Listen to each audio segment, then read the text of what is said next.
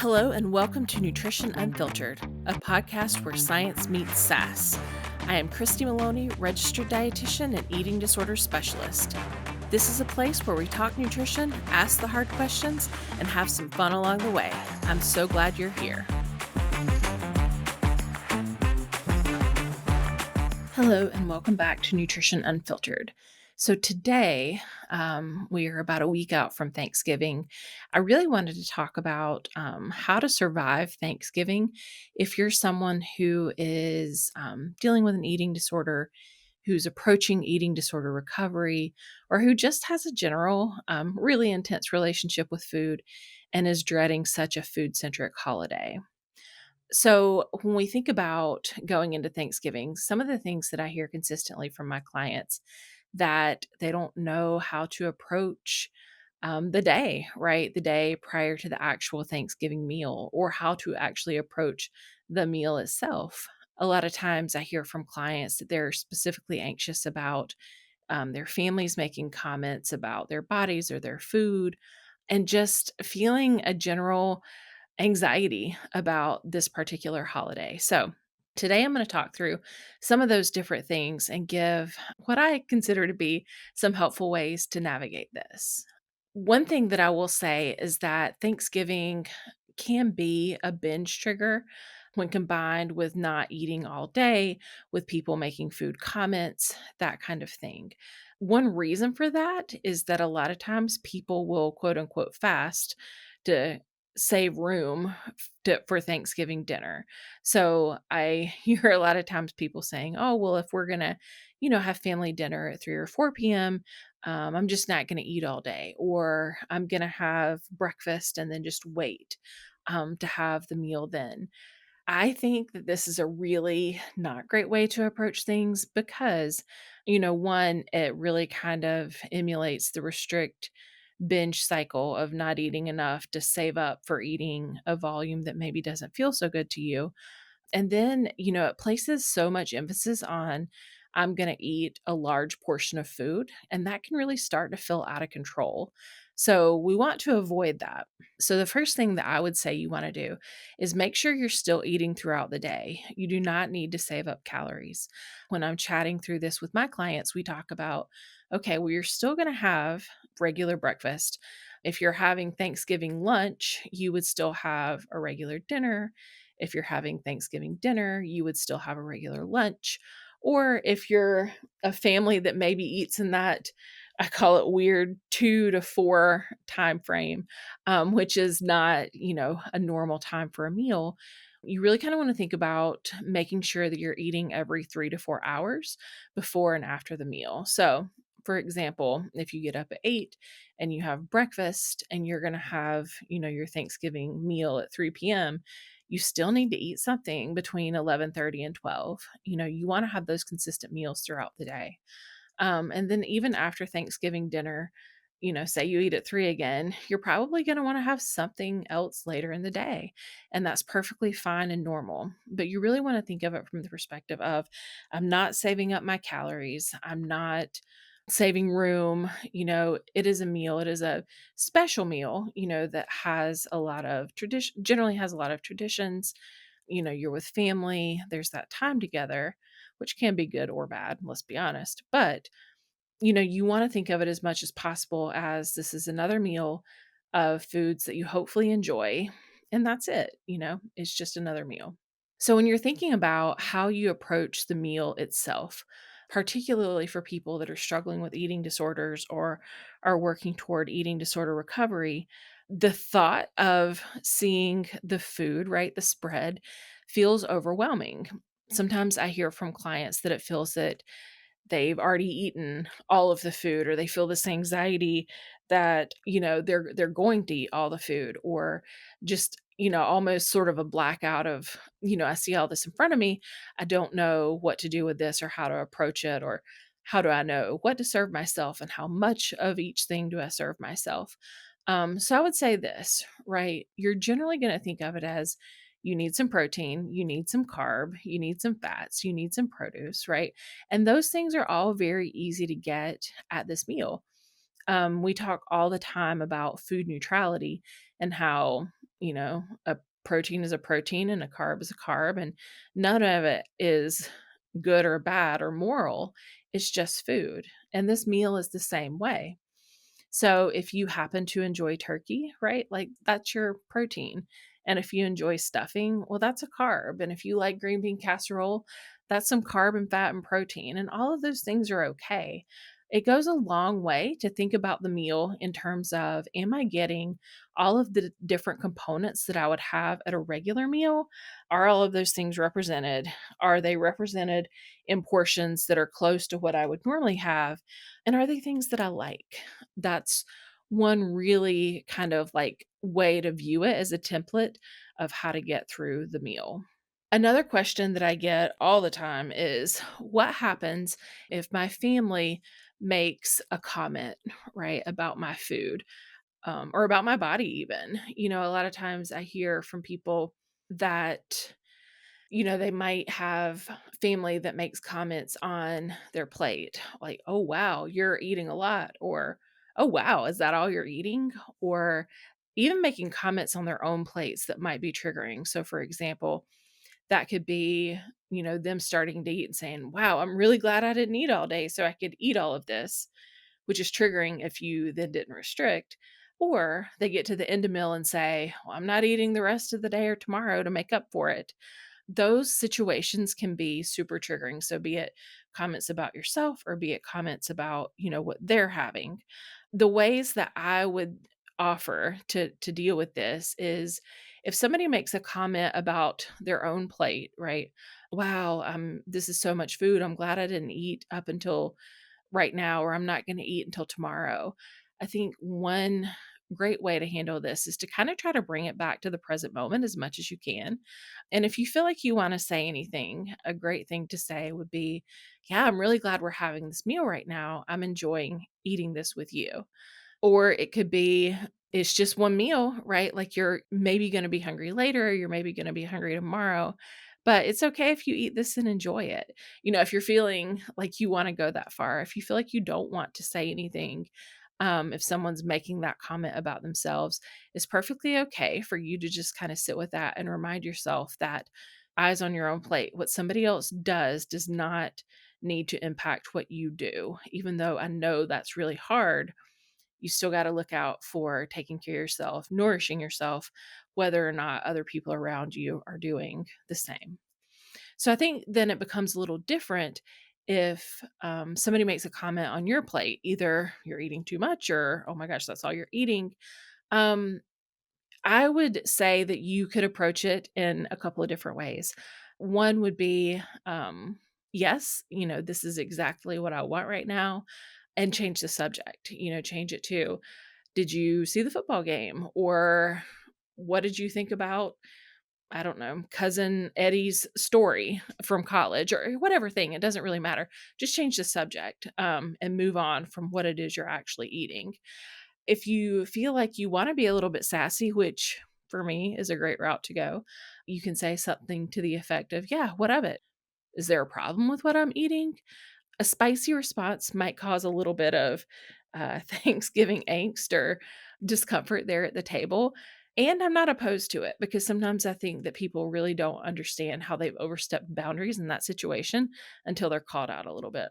If somebody says something and you don't want to go the gentle approach of, "Yes, I'm enjoying myself," and then changing the subject or having a little bit of a sassier approach, is perfectly fine just to ignore it, walk away, change the subject without acknowledging it all.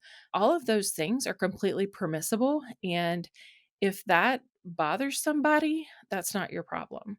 If somebody feels that you're being rude or terse or however they perceive it, that's not your problem. You have to watch out for yourself and you have to protect your mental and physical health. And if that means creating a boundary around food talk, around body talk, that's perfectly okay. One thing that I see a lot, particularly with people that are my age, so I'm 43, or a bit younger than me, a lot of millennials, their parents, their grandparents grew up with a different relationship with food and a different way of talking about food. So this comes back to the group I run with Megan Yoho. If it's not one thing, it's your mother, and how diet talk has been so pervasive in previous generations, and how that's really hard to change overnight. Even if it would be a positive change, it's a really hard change. So the other piece of this is if you can come at someone making unwanted food talk, body talk with a reminder of, this is the lens that they've had on food and their bodies for a long time. Hopefully that goes a little ways in giving some grace to, like, hey, maybe they're not being malicious and I'm going to respond with an appropriate boundary. I would particularly remember that to help take any of the blame off yourself. Your plate is not wrong. You need to feed yourself adequately. Your body is not wrong. Eating consistently before and after the meal is not wrong. All of these things are okay. And if anybody says otherwise, that is a product of their, I'll call it indoctrination, or just their own relationship with food. One other thing you can do to help yourself in the actual meal is if you have trusted family members or people that are going to be there that or support people for you, talk to them ahead of time.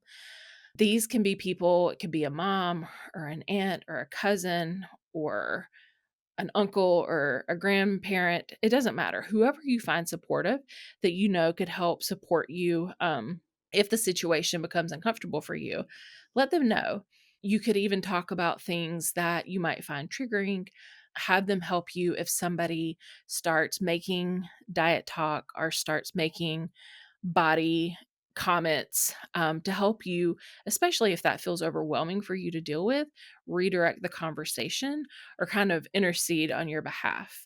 They could be someone that could help with making positive food comments, even if your, aunt is super supportive and she wants to say, oh my gosh, I'm so excited about this meal. This is going to be so great. I'm so excited to share this time with you guys. Somebody that can really kind of lay the groundwork and put out the message of, we're going to be mindful, we're going to be in the moment, and we're going to enjoy the meal right now. We're not going to talk about what we didn't eat or what we're not going to eat or weight that we're worried about gaining. Somebody that can really kind of set the tone for you. So to pivot to the food, right, completely, because it is a food-centric holiday, some things that I would caution against is having what I'm going to call healthified versions of Thanksgiving foods. Now, I want to caveat this conversation by saying if you have an allergy or, a food that makes you sick, don't have that food. If you have celiac disease and gluten makes you not feel well, by all means, do not have gluten. We want to protect our physical health. But that aside, if you have Thanksgiving recipes that you enjoy, right? So if you're here in the South, it might be one of those sweet potato casseroles with marshmallows on top. I don't know if you're not from this region, that might sound really weird, but it's delicious if you haven't tried it. So if that's something that your family has, been known to have and it's traditional for you, have that food. I would encourage you to have it made with the sugar, with the butter, with, whatever the normal stuff is to put in it. Because one thing that I really try to help my clients do as we're working on repairing their relationship with food is to connect themselves to positive memories of food, right? So let's say pre-eating disorder, pre-disordered eating, if Thanksgiving was a time that felt good to you that you shared with your family and you really liked the sweet potato casserole, but now maybe that feels scary to you because of the butter, because of the sugar, because of whatever other things, you might be thinking about. Remember the positives, right? Remember the good times that you had with your family when eating this. Remember how much you enjoyed it. Remember that you had that food and it didn't hurt you. You were okay. You had it and you enjoyed it and you moved on. And your ability to do that again exists. We just have to reconnect you with it. If you follow me on Instagram or you've listened to me talk almost at all, potatoes are my absolute most favorite food. So at Thanksgiving, I would truly consider it an abomination to have cauliflower mash versus potatoes. Mashed potatoes are delicious. They deserve like their own separate category. But if you go into Thanksgiving and let's just again, the potatoes are the example, you are gonna quote unquote healthify that.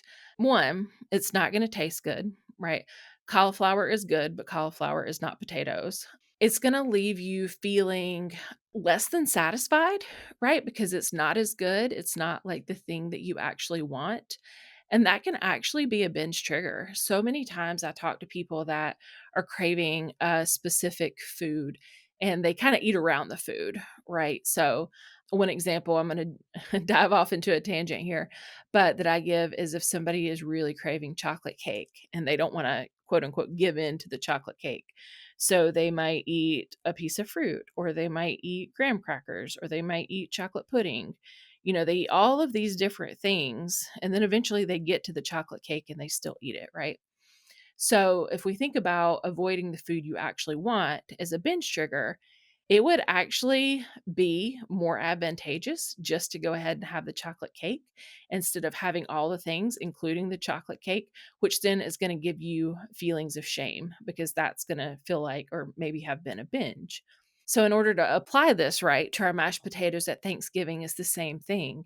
If you eat cauliflower mash, right, in front of your family because you want to appear healthier or that feels more virtuous, or it just makes you internally feel safer to have something that's lower calorie, healthier, quote unquote, healthier, that can be a binge trigger. And so much of eating disorders and disordered eating thrive in secrecy, right? So then if you have this thing that you really weren't happy with at the meal, then later on, the odds of you binging on the thing that you actually wanted is so much higher. So I want to encourage you to have the things that you enjoy, have the actual real foods, no substitutes, the way you want it because you're going to enjoy the meal more. You're going to reconnect with those positive memories with food and it's gonna be just a better experience. Now, I do wanna say that choosing to have the regular food versus like a lower calorie option or a lower sugar option or whatever it might increase your anxiety at first, and that's normal. But over time, with more exposures, that anxiety is gonna decrease, and then you can have those things with less thought and worry about it. But that's a topic we can get into, a whole topic for a whole nother podcast. The other thing I wanna say is with family, if your family is too triggering, one, I would encourage you, highly, highly encourage you to seek out or talk to your therapist about family dynamics that are just really difficult for you to handle around food, of course, because that's the area I'm focused on. If it comes down to it and you decide to have Thanksgiving with friends or chosen family versus family that it just feels intolerable to be around, that's okay. If the end goal for you is that you wanna be able to have this meal with your family, that's great. That's something to work toward. And maybe you never wanna have this meal with your family, and that's fine too. But if you think about overall taking care of your mental and physical health, you really kinda wanna say what things are gonna be healthy for me that aren't potentially avoiding anxiety because they're, eating disordered, but things that actually help you feel better and promote a healthier relationship with food. That's super important. So, as we wrap up the Thanksgiving survival guide, just want to recap that you want to eat consistently all throughout your day. When you approach the meal, you want to think about it as being protein, carb, fat, and produce, just like any other meal. And you're just going to let yourself have the food you enjoy in regular amounts that you would have. And there's nothing wrong with that. You also want to make sure that you know if somebody makes food or body comments, how you want to respond. Do you want to respond gently with a little bit of sass or just change the subject and not engage at all? If you have family members that you can enlist to help you, if the situation becomes overwhelming, have a conversation with them beforehand so they know what to look for or what to expect to help you out in situations. And then have the real Thanksgiving foods that you enjoy. Have the mashed potatoes with butter. Have the sweet potato casserole with brown sugar and butter. Have the stuffing. Have the pecan pie. Have the things that you really want. And this is going to be such a better experience. And you're going to be so much more satisfied mentally and physically. So I'll leave that there for now. I wish everybody a really great Thanksgiving. I hope it's filled with great food and good times with friends or family, whoever you choose to spend your time with. And I'll definitely look forward to seeing you in the next episode.